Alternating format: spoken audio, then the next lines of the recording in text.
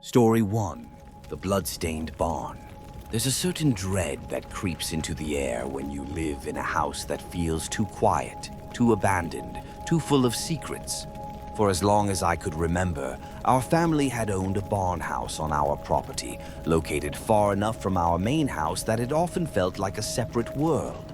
My father had a particular fondness for renting it out to strangers, people passing through town or in need of a place to stay for a few days. But it was always the same. Something felt wrong about that barn.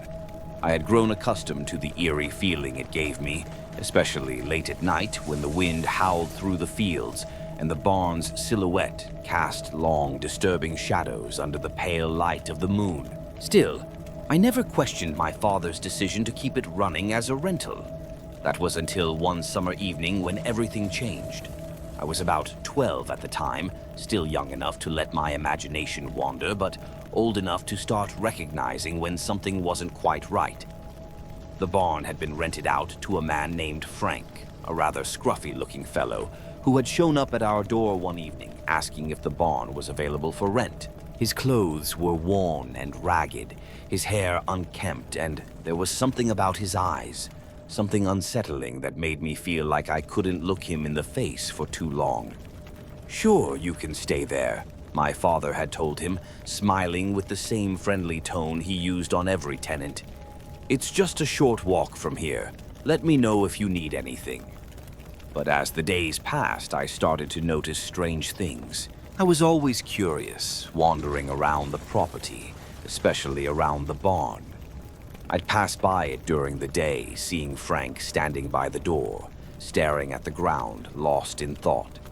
He never spoke much, but when he did, it was always in a low, rasping voice that felt like a whisper, even when he was standing right next to you. It wasn't just him, though. Late at night, I started hearing footsteps around the barn. At first, I thought it was just my imagination or maybe some critters running around, but it wasn't. The sounds weren't like any animal. They were deliberate. Heavy footsteps, slow and rhythmic, like someone was pacing back and forth. One night, around midnight, I heard them again. I was lying in bed, trying to sleep, when the sound of footsteps on the dry grass outside the barn caught my attention. I had to get up and see what was going on. Slowly, I crept to the window and peeked out. I could just make out the dark shape of Frank standing near the barn, but there were others with him now. Figures, dressed in black, moved quietly between the barn's rusted walls, their heads tilted downward as if they were trying to avoid being seen. They walked in a strange, synchronized manner, each step taken in perfect unison. I felt a chill run down my spine as I watched them. I couldn't tear my eyes away from the scene. My heart pounded in my chest as I realized that they were entering the barn, one by one, slipping inside without a sound. The lights never turned on in the barn. It was always dark, always quiet. Yet the figures continued to come and go. Every Sunday and Monday night, like clockwork, the procession would begin. I started to lose track of time, too terrified to sleep, my mind racing with questions I couldn't answer. Who were these people? Why were they so secretive? Why did they never leave? I tried to tell my parents, of course, but they never believed me.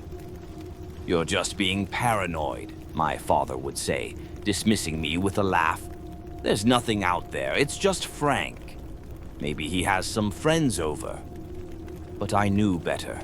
I knew what I was seeing, what I was hearing. There was something wrong with the barn, something terrible hiding inside. And then one day it stopped. The barn stood silent, empty. I didn't see Frank for days, and the strange procession of figures stopped coming. I thought maybe it was over, that whatever had been happening had finally ceased. But I couldn't shake the feeling of unease, the gnawing sense that something was wrong. The barn looked just as it always had, but now it seemed different. The shadows seemed darker. The silence felt heavier. A week later, my father decided to check in on Frank. He hadn't paid his rent for a while, and it was time to ask him to leave. My dad wasn't a confrontational man, but something about Frank unsettled him too.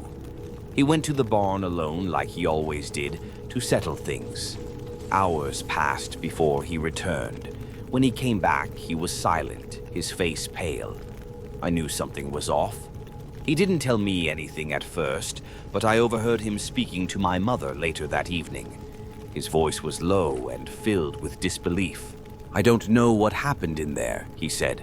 "I don't know how to explain it." I waited until they were done talking before I went to my father, pressing him for answers. He sighed deeply and his hands shook slightly as he spoke. "When I went inside," he began, "the first thing that hit me was the smell. It was awful, like something had rotted in there. I thought maybe something died, but when I looked around, I saw things I can't explain. There were drawings on the walls. Strange, like some kind of code, red and orange. No one could have done that in a day or even a week. It looked like it had been there for years." My stomach turned as I listened. I could feel the terror rising in my chest, suffocating me. My father continued. "There were lumps of clothing piled in one corner, old, smelly things. And when I walked to the back, I found something that I can't describe. It was worse than anything I've ever seen. Reptiles, dozens of them, dead, piled in the center of a circle, blood everywhere." I froze in horror, unable to comprehend what my father was saying. It didn't make sense. None of it did. "We called the cops," my father said, his voice shaking now, "and we moved out a month later. We couldn't stay there anymore." The last thing he said haunted me for days. "Never rent that barn again," he whispered. "Never let anyone near it." To this day, I can still feel the weight of those words pressing down on me. The barn still stands on the property, abandoned, its dark windows staring back at me like hollow eyes. And I wonder sometimes what else might be hidden there, waiting to be uncovered. After my family moved out, the barn house stood there, silent and full of secrets that I could not explain. Time passed, but the cold, eerie feeling that had lingered with me didn't fade. It haunted me, especially every time I passed by that piece of land. Once again, I was faced with my own fear, knowing the strange events there were never truly over. One autumn, when I had already moved to a new house and started to forget the old barn house, I decided to go back there one last time. A part of me still wanted to understand what had happened in that place, to uncover any remaining mysteries hidden within. I went alone, without telling anyone, not even my parents. I just needed to face the questions that had been haunting me for years. As I approached the barn, a wave of dread washed over me. The surroundings had changed quite a bit. The bushes had grown thick, as if the barn house was being swallowed by nature. I walked silently, my hand brushing against the cold, moss-covered wall of the barn. It felt stiff, like stone. It wasn't just the decay of the structure, but something deeper that made my body tense up. I realized then that the strange feeling I had always tried to avoid was still very much present. The barn house felt like it belonged to another world, a place that wasn't ours. I stood there staring through the broken window and I saw something faint inside. The barn was the same as it had always been, yet there was a strange aura about it that I couldn't describe. It was like there was something inside watching me, a presence so heavy it made the air feel thicker. My heart raced, but I couldn't look away. I had to know. As I stepped inside, strange noises began to echo around me. Footsteps, clattering sounds of things moving, but no one was there. I began to feel cold, not the kind of cold from the weather, but a chill that seemed to seep deep into my bones, like the barn was absorbing the warmth from my very soul. I cautiously moved from room to room, my hand grazing the old, crumbling walls, feeling the remnants of those who had once lived here. Then I saw it. In a dark corner of the barn, under the faint light filtering through cracks in the ceiling, an old wooden chair sat there, abandoned. On the chair was a worn coat, frayed at the edges, But it wasn't an ordinary coat. The unsettling sensation surged through me as I noticed it was a deep red, stained as if soaked in blood. This coat wasn't just an item of clothing. It was a piece of something far darker, something tied to the barn's grim history. It felt like it was a part of a story I didn't want to be a part of, one that the barn had kept hidden all this time. Suddenly, I heard the door slam shut behind me, a loud, heavy sound that made me freeze. I turned around but saw no one, yet I could feel it, the presence so close that I could almost hear its breath. I hurried to the door, but when I looked back, a figure had disappeared into the shadows at the corner of my eye. It could only be Frank, the former tenant, or perhaps something far worse. I ran outside, but as I reached the door, I stopped. In the yard, strange marks began to appear on the ground, a large circle with dried blood hidden beneath the grass. My legs froze and my heart skipped a beat. For a brief moment, I felt like someone was watching me, standing close by, hiding in the darkness. I turned back to the barn, looking into its shadowed windows one more time. The faint light from the cracks cast eerie images on the ground, like the barn was still alive, still breathing, waiting. And so I ran. I ran faster than I ever had before, my feet barely touching the ground. I didn't dare look back, not even once, as the barn faded into the night behind me.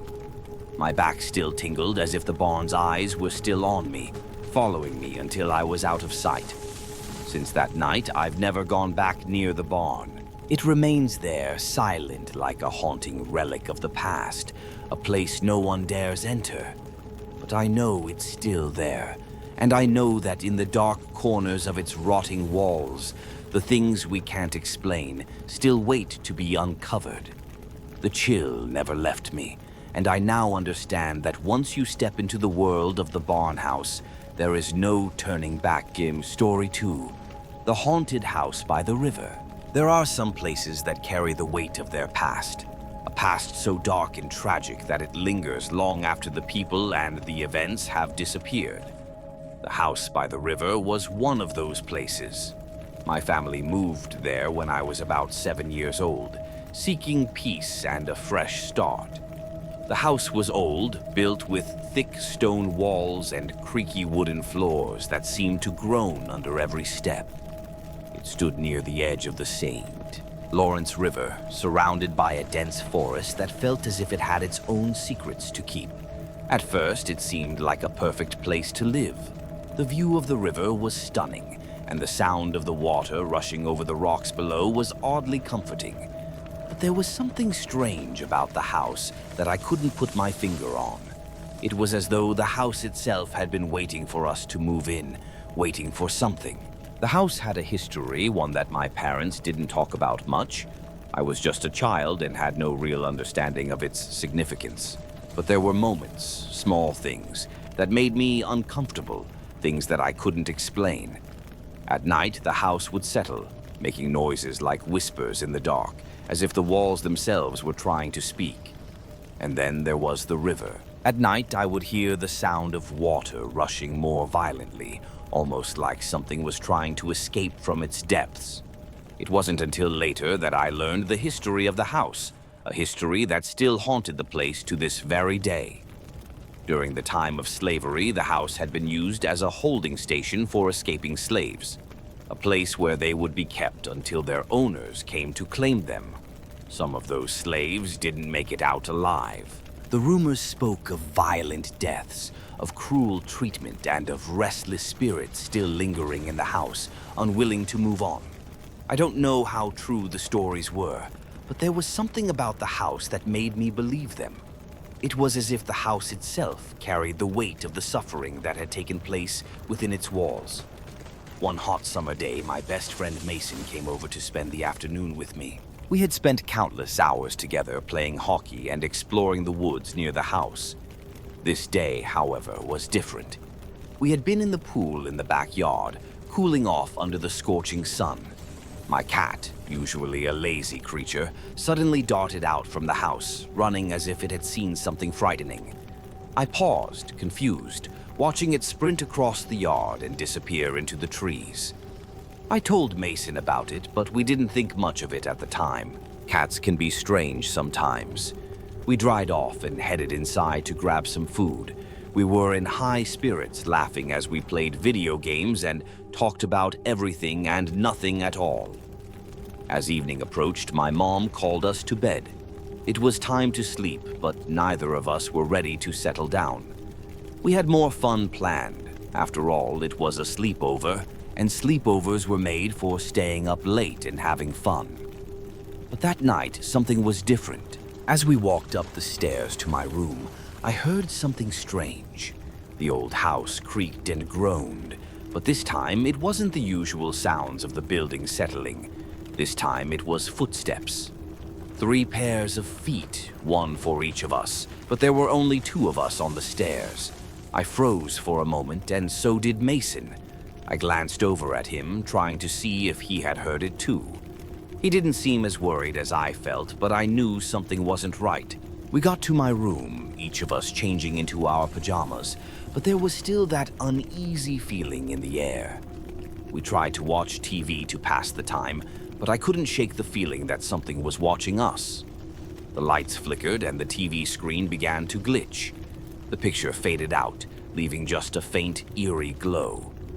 I shook Mason awake, asking him if he had seen it too, but he was just as confused as I was. It wasn't until he got up to turn on the light that we both heard it. A voice, low and muffled, it seemed to come from nowhere, and yet it was unmistakable. The words weren't clear, but there was a strange, unsettling rhythm to them. I could feel my heart pounding in my chest. I tried to speak, to call out to my mom, but my voice was stuck in my throat. I couldn't move, couldn't breathe. Mason, wide-eyed with fear, sat down quickly. He didn't want to leave the bed, but neither of us dared to move. We just sat there, staring at the dark corners of the room, waiting for something to happen. Seconds felt like hours as the voice spoke again, broken, barely audible. It wasn't a whisper, but it wasn't loud either.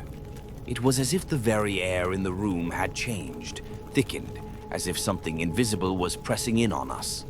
Every instinct screamed at me to run, but I was frozen. We both were. I don't know how long we sat there, but eventually exhaustion took over, and we both fell into a fitful sleep, though neither of us felt safe. The next morning, we both tried to convince ourselves it had been a dream, but deep down I knew it hadn't been. Something had happened that night, something neither of us could explain. I stayed with my parents for the rest of the weekend, not wanting to return to that room. Weeks went by, and the feeling in the house never really left. I would often hear strange noises when I was alone, like footsteps pacing in the hallway, or a faint tapping at the windows. One day, my mom called me into the living room to tell me something strange. Apparently, the new owners who had bought the house after us had a son who was a year older than me, and he had come to me with a strange question. He asked if I had experienced anything unusual in that house. That night, he had woken up to see a figure standing in his room, staring at him for what seemed like an eternity, before it slowly walked back into the closet without opening the door. It wasn't until that moment that I realized I wasn't the only one who had experienced the strange, otherworldly presence in the house. The figure I had seen, the voice, the eerie whispers, it was all real, and it still haunted that house. As the years passed, the house by the river faded from my mind, but the memories of that night, the strange voice and the figure in the shadows, never truly left me. When I moved away to college, I thought I could finally escape the unsettling feeling that had plagued my childhood, but I was wrong. The house by the river, with its dark history and lingering presence, would never truly let go of me. A few years after I moved away, I received an unexpected call from my parents. The new owners of the house had been trying to sell it, but had encountered a series of strange incidents. One by one, the people who moved in seemed to leave without explanation. Some claimed to hear noises at night, others reported strange shadows flickering in the corners of their eyes. The house had developed a reputation, and no one wanted to live there anymore. It seemed the house was as cursed as the story suggested. I couldn't shake the feeling that I had to return. I had to know what had really happened in that house, to confront the lingering darkness once and for all. The thought of it terrified me, but I knew I couldn't keep running from it. So I returned. I stood in front of the house, now abandoned and overgrown with ivy and vines, its once proud walls now decaying. The river was still as it had always been, but there was something different about the atmosphere this time. The air was heavy, thick with the weight of memories that refused to die. The house was a shell, but it felt alive in a way that sent chills down my spine. I pushed open the creaking door, the familiar sound of wood groaning as it had so many times before. The inside was just as I remembered it, cold, dark, and suffocating. The old furniture was still in place, covered with dust and cobwebs, as though time had simply frozen here. I walked slowly through the rooms, each step echoing in the silence, my heart pounding in my chest. And then I heard it. The faintest whisper, barely audible, but unmistakable. It came from the hallway, a voice low and chilling, murmuring words I couldn't quite make out. My skin prickled as I stood frozen in place, my mind racing with fear. Was it real? Was it just my imagination? The voice was followed by the unmistakable sound of footsteps, slow, deliberate, as if someone was walking towards me. I turned and ran, my footsteps loud and frantic as I made my way back toward the front door. But as I reached it, it slammed shut with a deafening bang. I yanked at the handle, but it wouldn't budge. My heart raced and panic began to rise in my chest. I was trapped. I turned back to look down the hallway, and there it was. The figure. A dark shape barely discernible in the shadows, standing at the far end of the hall. It was tall, with long, outstretched arms and a face I could not see. But I could feel its presence, like a suffocating weight in the air, and I knew it was watching me. I froze, my body rigid with fear, unable to move, unable to breathe. The figure stepped forward, its movements slow but purposeful. I could hear its footsteps now, heavy and steady, each one echoing in my mind. It was coming closer, and I knew that whatever it wasn't human. It wasn't alive in the way I understood. I tried to scream, but no sound escaped my lips. My throat was dry, my chest tight as though the very air was being squeezed out of me. The figure was almost at the doorway when suddenly, the house seemed to shift. The walls groaned, and the temperature dropped, as though the house itself was alive, reacting to the presence that had come for me. With one final burst of adrenaline, I slammed my shoulder into the door, and it finally gave way, creaking open just enough for me to slip through. I ran out into the yard, my heart still pounding in my chest, gasping for air. I didn't stop until I was at the edge of the river, staring back at the house. I looked at the window upstairs, where I had spent so many nights as a child, staring out at the moonlit river. The lights flickered on, casting an eerie glow, and I swore I saw a shadow pass by the window, as if someone or something was watching me. The house stood silent, but I knew better. It was still there, still watching, still waiting. I never went back after that night. The house, the river, and the dark history that lingered within those walls would always be a part of me. But I knew one thing for sure. Some places are never meant to be forgotten. The past always has a way of catching up with you, and sometimes, no matter how hard you try, you can never escape the darkness. As I left the town, I looked back one last time. The house by the river remained, standing in the distance, a silent monument to the horrors of the past and the restless souls trapped within. It would be waiting for its next victim, as it had for centuries. And I could only wonder who would be the next to feel its cold, suffocating grip. Story 3: Whispers from the Storm's Grasp. The sound of thunder echoed through the small town, rattling the windows and shaking the walls of our old house.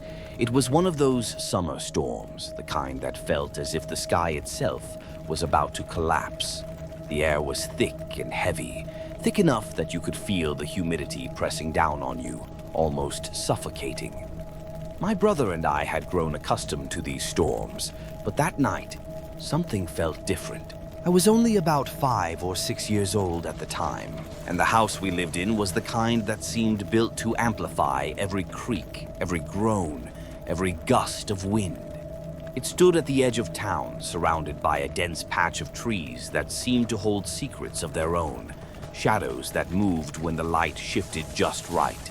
The house was old, far too old to feel entirely safe, and the storms always made it seem even more alive. Alive in ways I didn't understand at that age. My parents had already retreated to their bedroom, leaving my brother and me to sleep on the couch in the living room. The storm had knocked out the power, and the only light came from the occasional flash of lightning that would momentarily illuminate the dark corners of the room. My brother, who was always a heavy sleeper, lay beside me, his feet touching mine as we both tried to sleep through the storm. I remember feeling uneasy, my body stiff under the thick, damp air. The wind howled outside, and the trees in the yard shook violently, casting twisted shadows across the walls. As I lay there, trying to ignore the unsettling sounds outside, I heard it. Just a slight rustle from the kitchen, followed by the soft, distinct sound of something moving. It was faint, but it was there. I wasn't sure if it was just the wind or if I was imagining things, but the noise sounded too deliberate, too real.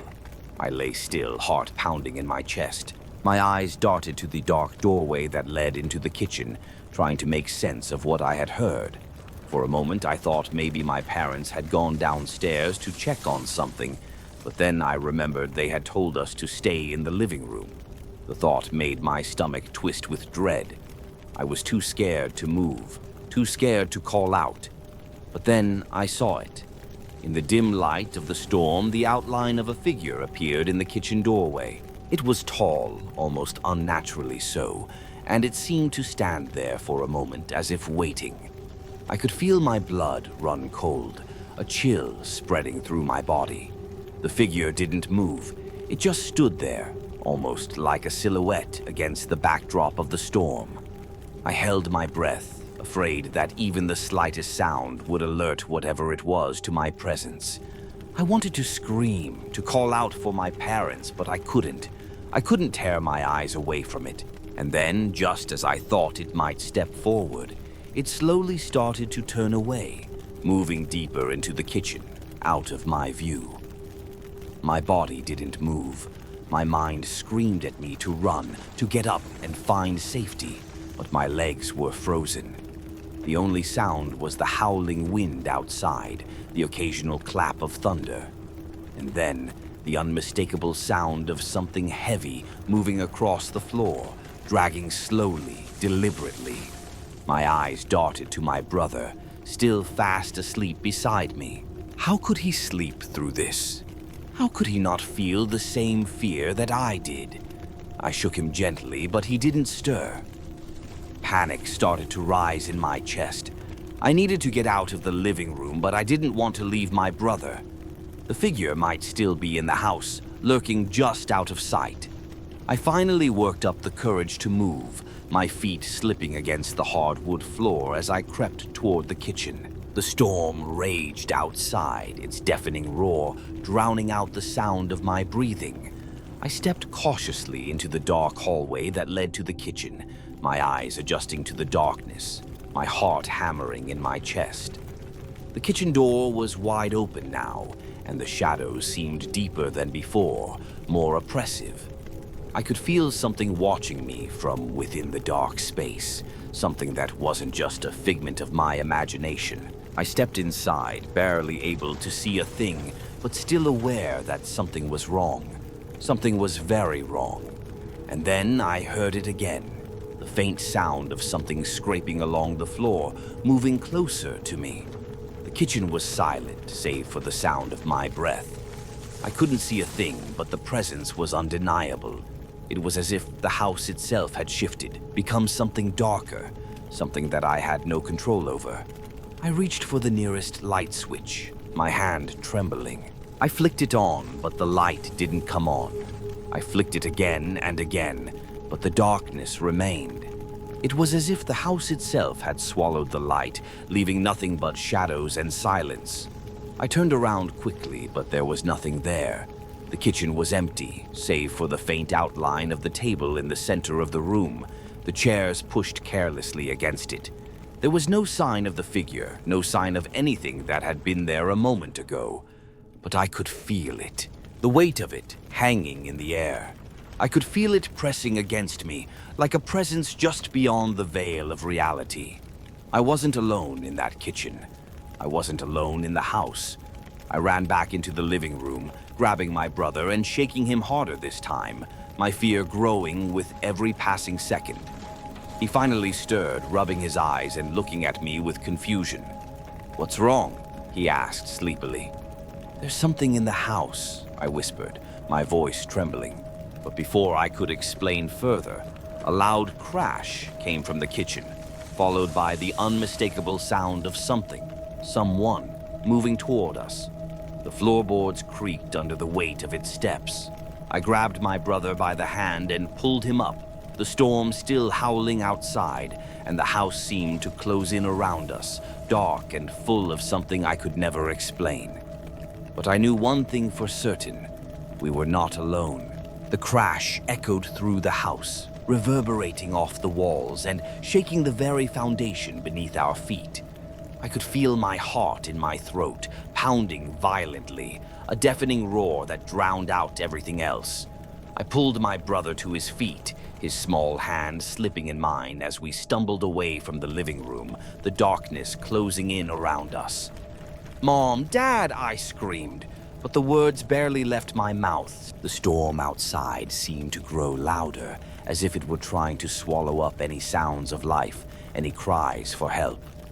We ran toward the stairs, my legs trembling beneath me, but I couldn't shake the feeling that whatever was in the house was getting closer. It was following us, slowly but relentlessly. Each step I took seemed to echo back at me, louder than the last. I glanced over my shoulder, half expecting to see the figure right behind us, its dark silhouette looming in the hallway. But there was nothing. Yet the air felt thick, like it was pressing down on me, suffocating me. I could feel it, the presence, like it was moving in the shadows, waiting for the right moment to strike. My brother was now crying, his sobs barely audible over the storm. "I'm scared," he whimpered, his voice trembling with fear. "What is that thing, sis? What's happening?" "I don't know," I whispered, my own voice shaking. I didn't want to scare him more, but the truth was I didn't know how to explain it. I didn't understand what was happening either. I just knew we needed to get out of the house. We reached the stairs and started climbing, but it was as if the house itself had become a labyrinth. Every step felt wrong. Every hallway seemed to stretch longer than it should have. Every door I opened led to another darkened space. The house had become something else, something twisted. There were no lights, no sounds of life, just the storm pounding against the windows and the overwhelming sense of being trapped. I glanced back down the stairs, certain that I would see something moving up toward us, but nothing appeared. Still, the air was thick with dread, and I could feel the oppressive weight of it on my chest. I was suffocating. At the top of the stairs, I shoved open my parents' bedroom door, praying that they would be there, that they could make everything feel normal again. But the room was empty. No, not empty. There was something on the floor. At first, I thought it was just a shadow, but as I stepped closer, I saw that it wasn't. It was a pile of clothes, twisted and broken in a way that made my stomach churn. The fabric was stained, dark red, and it looked as though it had been there for far too long. I froze, my breath catching in my throat. That wasn't just blood. It couldn't be. But as I looked closer, the unmistakable, pungent smell of decay filled my nostrils.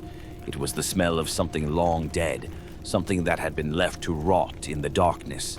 My heart raced, and a cold sweat broke out on the back of my neck. The presence I had felt, the thing that had been lurking in the house, was no longer just a feeling. It was here. It had been here all along, waiting, and now it had taken something. My parents were gone. I could feel it, their absence, and it was more than just physical. The house was empty of life, but full of something else, something much darker. I turned to my brother, pulling him close as I tried to make sense of the horror unfolding around us. But the fear in his eyes mirrored my own, and I knew we were both thinking the same thing. We needed to leave. Now. I grabbed his hand again, and we backed away from the room, feeling as though every inch of the house was closing in on us. The walls seemed to press tighter and tighter, the air growing colder with every step. We made our way down the hall, avoiding the rooms where shadows seemed to move, where whispers filled the air. The stairs creaked as we descended back into the darkened hallway, but this time it felt different. The weight of the house had changed. It wasn't just the fear. It was the feeling that something was watching us, waiting for us to make a mistake, to slip up. The closer we got to the front door, the heavier the air became, and I had to fight the urge to look back. I knew something was following us. We reached the front door, but when I reached for the handle, I found it locked. My breath hitched in my throat as panic surged in my chest. How could it be locked? No one had been here. No one had touched the door. I yanked harder, but it wouldn't open. I spun around, my mind racing. The house had changed. The house wasn't the same. Something had taken control of it. And worse, something was taking control of us. From the corner of my eye, I saw it. A shadow, tall and thin, moving toward us from the living room. It was so dark, so fluid, like it wasn't really solid at all. It shifted and bent unnaturally, as if it were made of smoke or darkness itself. And then I saw the eyes, glowing, pale and empty, staring directly at me. I screamed, pulling my brother behind me, but the shadow kept coming, its shape growing larger with every second, filling the hallway with an overwhelming sense of dread. The eyes, those eyes, followed us, their gaze burning through me like cold fire. I had to get out. There was no other choice. I couldn't fight it. I couldn't even comprehend what it was. All I knew was that we had to run, had to escape. I shoved my shoulder against the door one more time, but nothing happened. The shadow was closer now, its form becoming more defined, more human-like, yet still wrong in every possible way.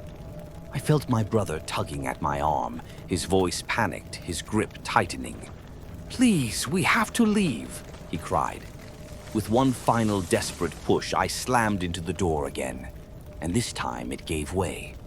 The door flew open and we ran into the night, the storm still raging around us.